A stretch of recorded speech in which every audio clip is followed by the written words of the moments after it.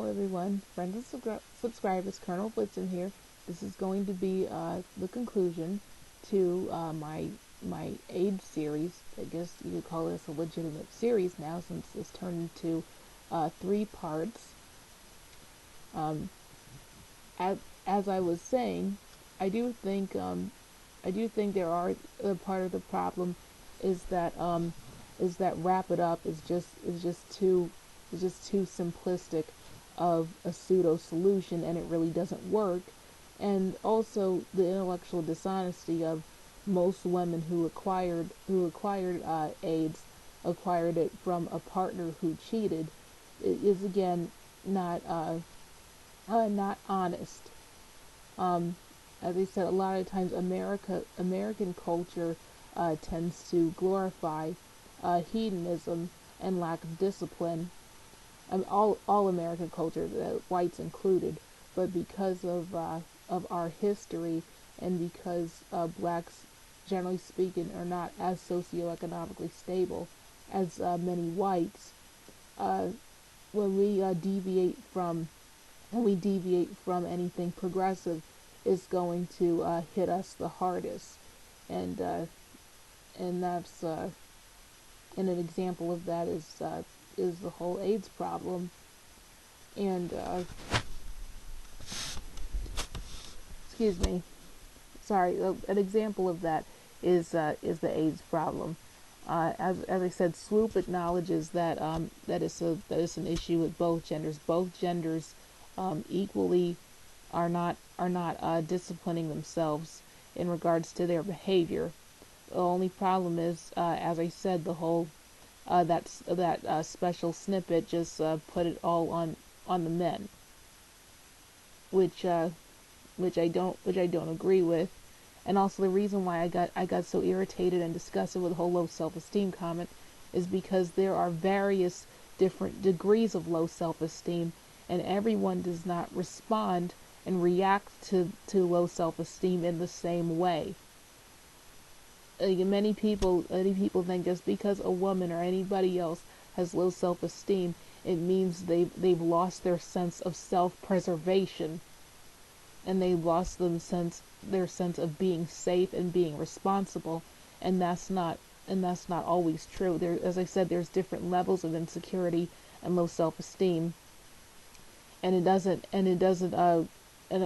many of it isn't about just having sex to please men. And another thing that is also intellectually dishonest: sex is mutual, and both genders enjoy sex. And as I said in the comments under my video, there are women out here who enjoy the sensations of unprotected sex just as much, if not more so, than their male partners, and that's okay. That's not a problem. That's not calling women who like unprotected sex sluts or anything. There's nothing wrong with enjoying that. It becomes a problem when you don't choose your partner wisely, and that could be in the form of not knowing this person's medical or romantic history and not demanding that they show it to you, or else you don't have sex with them. Not demanding condoms or other forms of protection, and this person not having any consideration for you, and showing they have no consideration for you, but you ignore it anyway because you're desperate.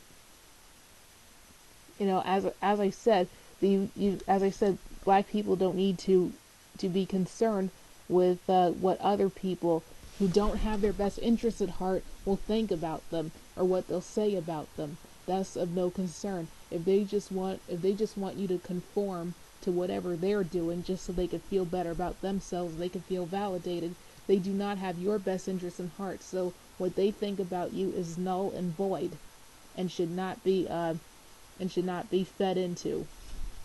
And some people may come back and say, well, a lot of black women just accept any black men because they don't want to be single, because there's a stigma on women who are single.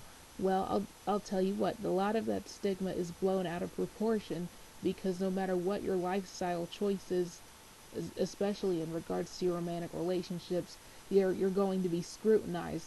If you're a young woman in your 20s and you think you found the love of your life, that you want to spend the rest of your life with him, you're going to have people telling you that that you're just setting yourself up for failure, that 50%, 60% of marriages end in divorce. What makes you think you two are so special, and he's just gonna cheat like every other man? You have to hear that garbage. So no, in fact, there was a girl I'm subscribed to named Ambi101. She said she had to cut off her girlfriends and her BFFs because they were saying that about her fiance, not because of this fiance's individual personality or how this fiance carried himself or how this fiance treated her, just for the simple fact that Ambi is in her 20s and she's getting married to a man, and they're just saying, well, all men are this, that, or the third. You know, you're going to experience that type of adversity no matter what you choose in life.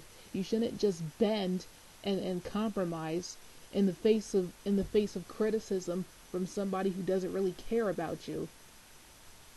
You shouldn't just want to have sex with some guy just because he calls you a prude for not wanting to have sex with him, even though you don't know him from Adam, and you don't know if he's diseased or not. Or you shouldn't be guilt tripped just because you say, hey, let's go to the clinic first. You know, I think a lot of grown black people, not just the young ones, a lot of black people in their 30s or 40s, that they allow themselves to be guilt tripped and manipulated and weak minded like this, and it's rather disgusting and disappointing. And I think that's part of the reason AIDS is so high with us. And as for our fatality rate, as I said, a lot of that is stemmed from the lack of trust in medicine. Because a lot of the times, when a white person, when they're diagnosed with HIV or when they're diagnosed with cancer or even type 2 diabetes, they stay on it. They're constantly trying to improve it or trying to make it fall into remission or subside. But a lot of times, once a black person gets these same illnesses, they don't check on them. They don't try to heal them. They don't try to I don't want to say keep up with it, because that sounds, I don't think that's the proper term. But you know what I mean. They don't get regular checkups, and that results into a higher fatality rate of things like breast cancer and AIDS. And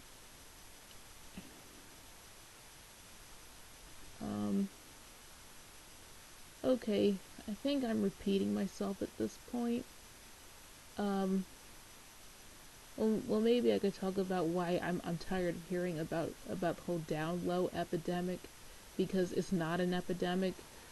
Down low situations are isolated and very rare, and they usually occur in areas where an openly gay person will be beaten to death, usually in some backwoods redneck town or some third world uh, post-apocalyptic ghetto, or down low situations occur with men who have something to lose, i.e., politicians who don't want to have their don't want to lose their family, or they don't want to have their image smeared, or any man in power who wants to keep his patriarchal family unit and doesn't want his ex-wife finding out and taking all his resources. Usually things like that. But average Joe single men, no. Just no. The whole down low thing is just sensationalized female ego feeding crap. And I'm tired of hearing about it. Okay, now I think I am officially done. Anything I might have left out, I'm going to probably go in the comment section. But as I said, I think in this part 3 I am going to have a link to the PSA, even though nobody's watching it. But I still want you guys to get an idea of what it is and why I think it should be incorporated into sexual education, especially in inner city schools, and especially for younger children like 10 and 11, like right before puberty. Okay, that's it. Colonel Wisdom out. For good this time. Good night, everybody.